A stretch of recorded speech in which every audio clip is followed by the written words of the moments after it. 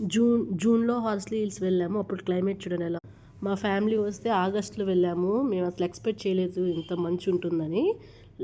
Afternoon 12 దాకా ఉండింది మంచు. అందుకే దీన్ని చిన్న ఊటీ అంటారు. ఏదో నవంబర్లో డిసెంబర్లో ఉంటుందిలే ఎక్కువ చలి అనుకున్నాము.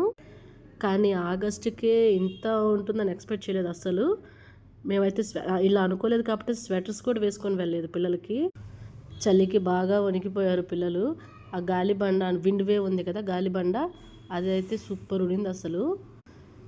ఆగస్టులో గ్రీన్గా కనపడింది బాగా. ఇప్పుడే అసలు ఏమీ కనపట్లేదు. 12 దాకా మొత్తం మంచే ఉంది. కానీ ఆ మంచు, ఆ గాలి, ఆ ఎయిర్ మొత్తము, ఆ ఎయిర్కి మనకి షివరింగ్ వచ్చేస్తుంది.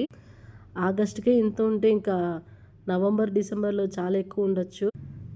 మధ్య మధ్యలో లైట్గా రెయిన్.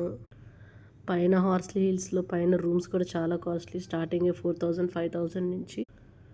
లాస్ట్కి చిన్న కప్పు టీ కూడా 40 రూపీస్ అంట.